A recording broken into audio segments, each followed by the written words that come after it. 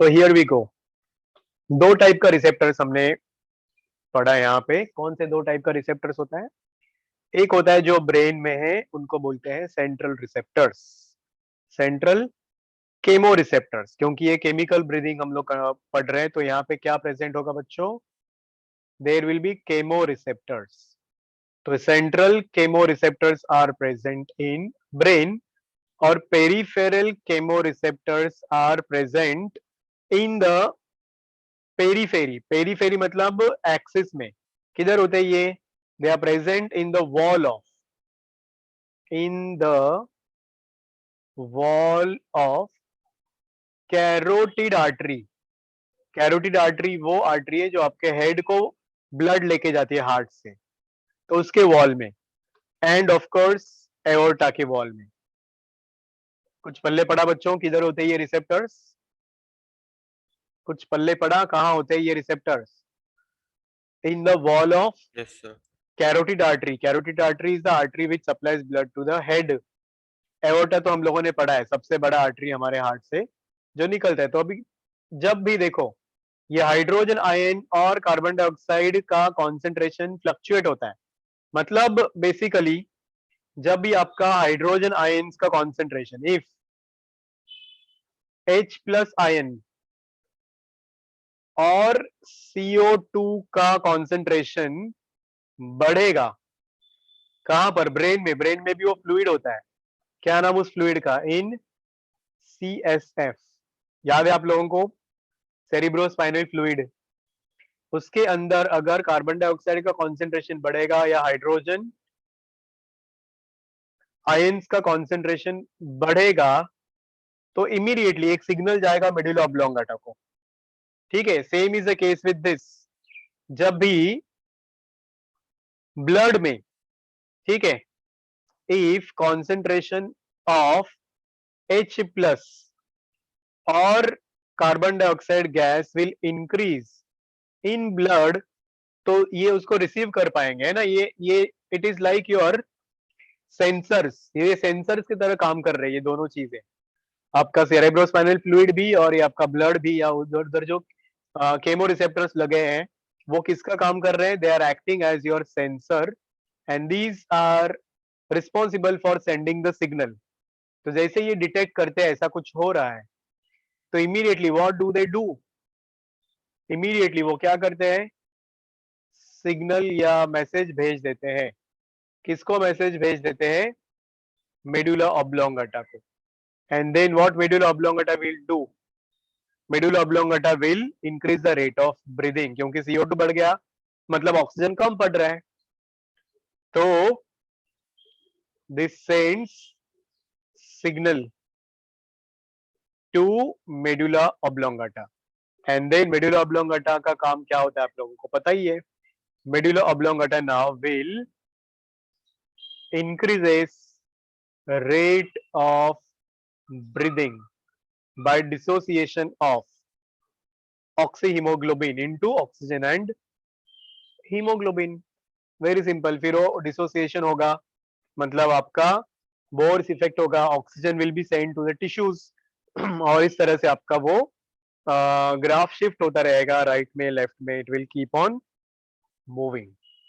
क्या ये चीज आपको समझ में आई? ये कॉन्सेप्ट आपको समझ में आया बच्चों? Please tell me girls, Yes, are you confident with this? समझा कैसे कंट्रोल होता है ब्रीदिंग? नर्वस कंट्रोल कैसे होता है? केमिकल कंट्रोल कैसे होता है? दोनों चीजें समझ में आई आप लोगों को? हाँ yes. बच्चों बोलो। नील, तुमको समझ में आया ये? You followed this? कितना फर्क है देखो, 10th स्टैंडर्ड में और आप लोग ये 11th स्टैंडर्ड में पढ़ रहे हो। कितने बड़े बड़े टॉपिक्स है, कितने बड़े बड़े चैप्टर्स है, नहीं क्या? But it Yes, is sir. Worth learning और इंटरेस्टिंग है, ये मजा आता है पढ़ने में। जो कि हम लोगों को तकलीफ थी किसमें? इन 10th स्टैंडर्ड में there was just an introduction, उसके अलावा और कुछ था ही नहीं। और यहाँ पे हम लोगों को एवरी कॉन्सेप्ट हम लोगों को डिटेल में पढ़ने को मिल रहा है कि नहीं? तो चलो Yes. पढ़ते हैं हम लोग अभी डिसीजेस के बारे में। आपके एनसीईआरटी में 2-4 ही डिसीजेस दिए हैं। अब वो कौन से डिसीजेस है वो बताओ मुझे। चलो सबसे पहले कौन सा डिसीज है? अस्थमा, बराबर ना, ब्रोंकियल अस्थमा। Yes. तो मालूम है आप लोगों को। चलो respiratory disorders is the last topic of the chapter. Respiratory disorders.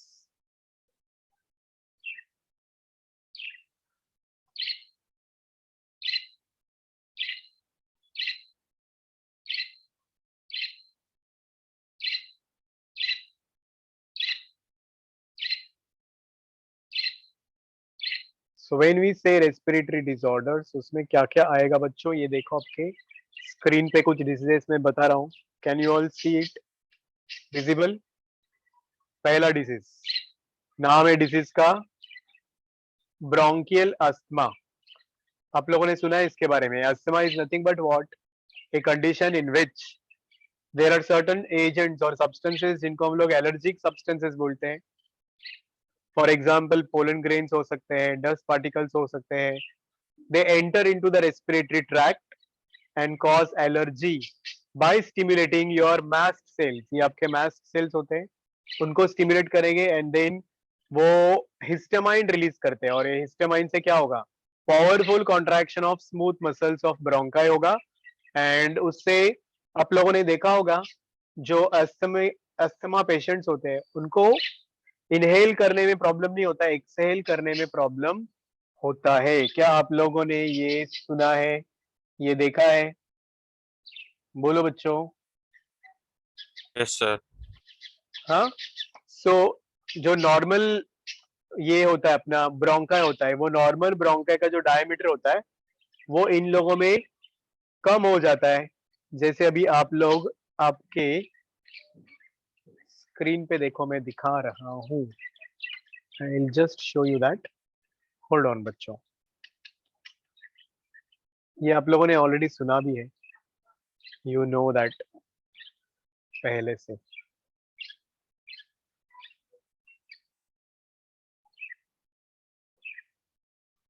नहीं आ रहा, एक मिनट बच्चों। हाँ, दिख रहा है क्या स्क्रीन पे आप लोगों को एक इमेज विजिबल बच्चों? हेलो एवरीवन, टेल Yes, मी। sir. तो इन दो इमेजेस में क्या फर्क दिख रहा है? What is the difference you can feel in these two sides? एक रेड साइड है, एक ब्लू साइड है। क्या फर्क दिख रहा है आप लोगों को इसके बारे में? इसका डायमीटर देखो, सर एक थोड़ा ही ओपन है और ये दूसरा देखो, वाला ये हाँ, बहुत तो दर्द है। ये नॉर्मल ब्रोंकाई है या ब्रोंकियोल है, और ये अस्थमा पेशेंट्स का ब्रोंकियोल है। तो इसका डायमीटर देखो कितना है, इतना सा। क्यों? क्योंकि ये इसके ऊपर कुछ मसल्स है, देखो इधर बच्चों। Can you see these are the muscles? ये वाले मसल्स एकदम टाइट हो जाते हैं। इधर देखो, what has happened here? Can you see? ये मसल्स एकदम टाइट हो चुके हैं। इधर एकदम वो नॉर्मल थे, लूज थे। तो दैट रिजल्ट्स इनटू क्या? Narrowing of your bronchioles. तो ये ब्रोंकियोल्स नैरो हो जाएंगे तो सांस लेने में तकलीफ होती है। मतलब they can inhale but they can't exhale properly. क्या ये आप लोगों को समझ में आया बच्चों? Please tell me. हेलो। तो ओवर सिक्रेशन ऑफ हिस्टामाइन होता है, तो लोग फिर डॉक्टर लोग एंटी हिस्टामाइन देते हैं जिससे कि वो टाइटनिंग लूज हो जाए। स्टेरॉइड्स देते हैं, पंप होते हैं वो, आप लोगों ने देखा है। तो इसमें सिम्टम्स क्या है? जब भी हम लोग बोलेंगे अस्थमा, तो अस्थमा के सिम्टम्स क्या रहेंगे बच्चों? ये आप लोगों ने ऑलरेडी सुना हुआ है। ब्रेथलेसनेस होता है, डिफिकल्टी इन ब्रीदिंग, कफिंग होगा। It will cause wheezing sound, ऐसे सीटी बजाने के जैसा एक साउंड आता है, वीजिंग साउंड उसको बोलते हैं। हाइपर सिक्रेशन ऑफ म्यूकस होगा उनके रेस्पिरेटरी ट्रैक्ट में। तो ये हो गया आपका पहला disease from your NCERT. Is it clear everyone? Yes sir. चलो दूसरा डिसीज सुनो। Sir, एनसीईआरटी के ये नहीं है डिसीज। हाँ बोल बोल बड़ा बोल। sir, in what kind of people does asthma occurs? What kind of? बहुत सारे reasons, causes you are asking What ना। age group? Age कॉजेस में group. एक कॉज होता है इसमें heredity. One reason is if family members have asthma, then it can be inherited. उसके अलावा दूसरे रीजंस में it is because of these allergic substances. कुछ लोगों को ये पोलन ग्रेन्स की वजह से होता है, डस्ट पार्टिकल्स की वजह से होता है. So it is like that. Allergic substances or it may be hereditary. छोटे बच्चों में कॉमनली पाया ही जाता है. It is seen in the children.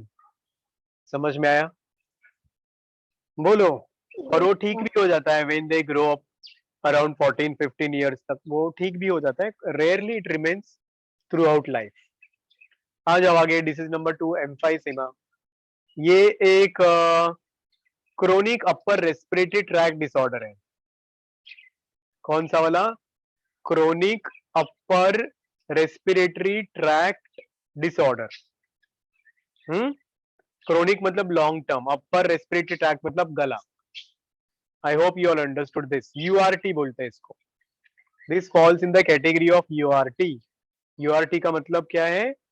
Upper respiratory tract infection, या उसमें ही एक ये मेजर डिसीज है, आप लोग याद रखो. इसमें जो लंग्स होते हैं वो ऑलमोस्ट डैमेज हो जाते हैं क्योंकि there is deposition of carbon particles in the wall of your, not your, somebody else. उनके लंग्स में वो कार्बन पार्टिकल्स जमा हो जाते हैं. Carbon particles may come from different sources. जो लोग ये ऑक्यूपेशनल डिसीजेस, मतलब जिन लोगों का ऑक्यूपेशन ऐसा होता है कि जिसमें उनके बॉडी में ऐसे पार्टिकल्स एंटर हो. देखो इधर, if you talk about silicosis, if you talk about this pneumoconiosis, byssinosis, मतलब जो लोग माइंस में काम करते हैं, देखो माइनिंग इंडस्ट्री में वो कंटिन्यूअसली सिलिका इनहेल करते रहते हैं, सिलिका पार्टिकल्स इनहेल करते हैं, एस्बेस्टोस पार्टिकल्स इनहेल करते रहते हैं. तो 10 साल कंटिन्यूअसली काम करेंगे तो लोगों का लंग्स पूरा डैमेज हो जाएगा. कोल वर्कर्स होते हैं, उनके बॉडी में भी ये सिलिका पार्टिकल्स एंटर होते रहते हैं. कॉटन इंडस्ट्री में काम करने वाले. समझ में आया क्या बच्चों? तो इससे क्या हो जाएगा? Lungs will become less functional. People who smoke they will also suffer from this disease का नाम है एम्फाइसेमा. और ये क्रोनिक कंडीशन होता है, मतलब लॉन्ग टर्म के बाद में ये डिसीज होता है लोगों को. क्या ये चीज आपको समझ में आई बच्चों? तो मास्क लगाने से भी उनको होता है? नहीं, बट स्टिल जो माइन्यूट पार्टिकल्स होंगे वो तो एंटर होंगे ना. तो ये इसमें मास्क से बोलो बोलो. तो थोड़ा सर बहुत जो प्रोटेक्शन ऐसा वाला मिलेगा. जो मास्क होता है जो कोरोना के टाइम पे लगाते हैं, मतलब एक स्कार्फ टाइप का, वो भी पहनेंगे तब भी होगा? लेस चांसेस है, बट सफोकेशन होगा क्योंकि वो लोग काम कहाँ करते हैं? माइंस में करते हैं जहाँ पे ऑलरेडी तो इतना सर उनको टेम्परेचर ज्यादा एनर्जी होता है. ज्यादा जरूरत पड़ेगा ना. हाँ, तो वो तकलीफ होगी और सांस फूल जाएगी उनकी. तो एल्वियोलाई का इन्फ्लेमेशन होता है इसमें.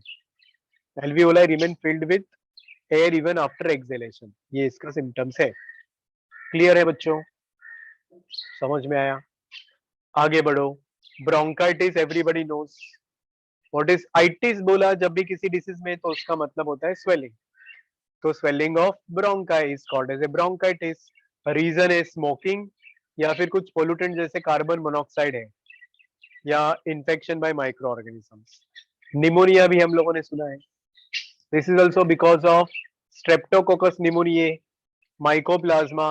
इनकी वजह से ये डिसीज होता है. बैक्टीरिया से भी हो सकता है, वायरसेस भी होता है. HIV also can make patients susceptible. HIV patients also इसके विक्टिम्स बनते हैं. समझा? और इसमें होगा क्या निमोनिया में? There will be entry of contaminated water into the alveoli. तो एल्वियोलाई को स्वेलिंग आ जाएगा, चेस्ट पेन होगा, ब्रेथलेसनेस होगा. ब्रेथलेसनेस को ही हम लोग एक टर्म पढ़ा था, if you remember. I will tell you what term is that.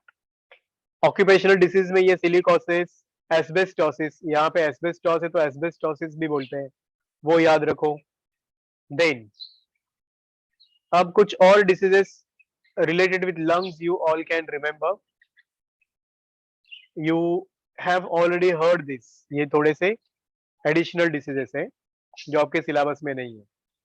Common cold को कोराइजा बोलते हैं या राइनाइटिस भी बोलते हैं.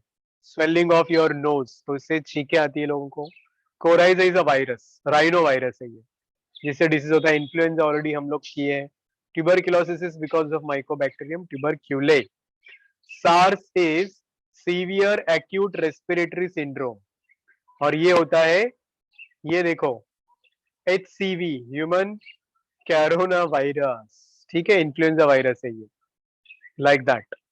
तो this is all about the same. ELISA test जो HIV के लिए भी होता है, उसी से हम लोग इसको कंफर्म कर सकते हैं। समझ में आया ये? Then carbon monoxide poisoning. Carbon monoxide poisonous gas है जो कि हीमोग्लोबिन को 250 गुना ज्यादा पसंद होता है ऑक्सीजन से कंपेयर्ड। तो जब वो कंबाइन होगा आपके हीमोग्लोबिन के साथ तो बन जाएगा कार्बोक्सी हीमोग्लोबिन, और ये ऑक्सीजन का ट्रांसपोर्ट कम कर देगा। As a result of that person will suffer from headache, dizziness, nausea, paralysis, और इससे डेथ भी हो सकती है। इज दिस क्लियर बच्चों? इज दिस क्लियर बच्चों? समझ में आया क्या सबको? हाँ ना, कुछ तो बोलो। अब एक दो चार चीजें एक्स्ट्रा है आपके इंफॉर्मेशन के लिए। स्नीजिंग क्या होता है, यॉनिंग क्या होता है, हिकअपिंग क्या होता है, स्नोरिंग क्या होता है, पता है ना आप लोगों को? ये स्नीजिंग मतलब छींक क्यों आती है? It is because of contraction of muscles, spasmodic muscles, ठीक है, ऑफ एक्सपिरेशन। तो फोर्सफुल एक्सपिरेशन होता है। स्नीजिंग मतलब क्या होता है? फोर्सफुल एक्सपिरेशन होता है, जिससे हवा जोर से बाहर फेंकी जाएगी because of powerful contraction of muscles. Yawning क्या होता है? यू नो यॉनिंग आप लोग एक्सपीरियंस करते हो। Yes, sir. It is a prolonged inspiration, ठीक है, जिसमें mouth remains open for long time, और इसमें तो फिर कुछ लोग, लेकिन सबको कैसे होता है एक दूसरे को देखने पे? अरे नहीं नहीं, वो साइकोलॉजिकल है, जरूरी नहीं सबको हो, वो नींद आती है।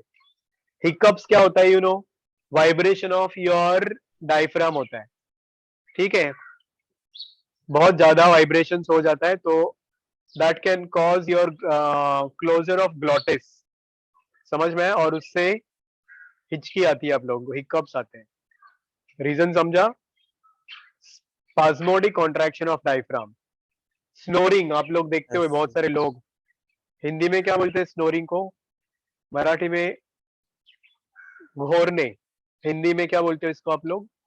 नींद में जो आवाज आती है लोगों के मुंह से, नहीं पता। एनीवेज, तो ये जो नॉइज होता है, वाइब्रेशन ऑफ यूवुला से होता है, या कभी कभी वोकल कॉर्ड से होता है नींद में। समझ में आया? बोलो। Yes, sir. हे फीवर एक एलर्जिक डिसीज है। एस्फिक्सिया मतलब ब्रेथलेसनेस होता है, जिसमें कम ऑक्सीजन हो जाएगा तो ये चीज होती है। माउंटेन सिकनेस आपको पता है, ऑक्सीजन का कॉन्सेंट्रेशन कम होता है तो लोगों को चक्कर आते हैं। और लास्ट कैटेगरी ऑफ वर्ड्स ये लो, एपन्यूइया, इसका स्क्रीनशॉट लेके रखो। एपनिया मतलब अनेबल टू ब्रीथ, यूपनिया मतलब नॉर्मल ब्रीदिंग, डिस्प मतलब painful breathing, orthopnoea inability to breathe in a horizontal position, acnopnoea absence of CO2 in blood, ये सब CO2 से रिलेटेड है। Deficiency of CO2, excess CO2, lack of oxygen. समझ में आ रहा है क्या बच्चों? Anoxia, hypoxia, tachypnoea, bradypnoea. So brady मतलब हमेशा कम होता है, टैकी मतलब हमेशा ज्यादा होता है। तो these are all terms related with carbon dioxide and oxygen. I hope you all are confident with this, and we are done with this chapter. Anybody got any doubt? जो मैंने आप लोगों को कल बुक शेयर किया है वो go through करो अभी साइमल्टेनियसली, ठीक है?